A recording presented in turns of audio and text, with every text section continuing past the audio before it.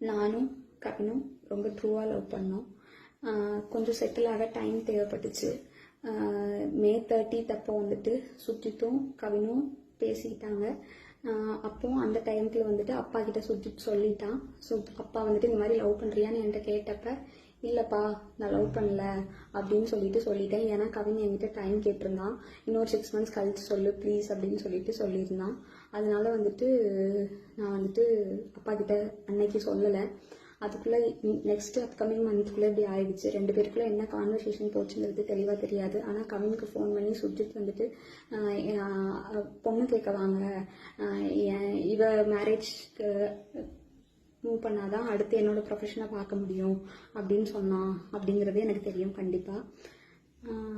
அதுக்கப்புறமா வந்து 27 என்ன நடந்துச்சு அப்படின்னா, அன்னைக்கு கவின் வராங்கிறது எனக்கு தெரியாது. நான் 28 ஈவினிங் தான் வர சொல்லியிருந்தேன். அவங்க தாத்தாக்கு தலையில் சூச்சர்ஸ் இருந்ததுனால நான் வந்துட்டு ரூம் பார்த்துட்டு அட்மிட் பண்ணணும்னு யோசிச்சிருந்தேன்.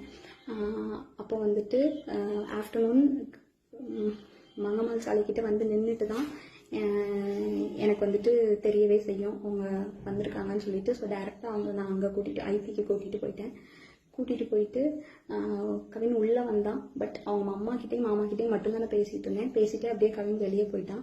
அங்கேருந்து கிளம்புறப்பந்தான் அவங்க அம்மாவும் கிளம்புறப்பந்தான் கவின் எங்கே அப்படிங்கிறதே நாங்கள் யோசித்தோம்.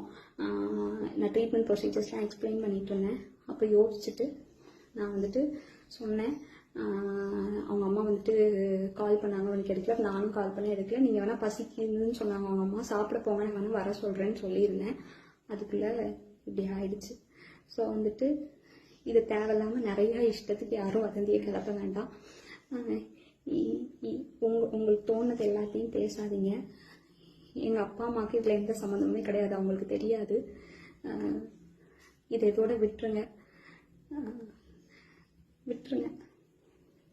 அவ்வளோதான்.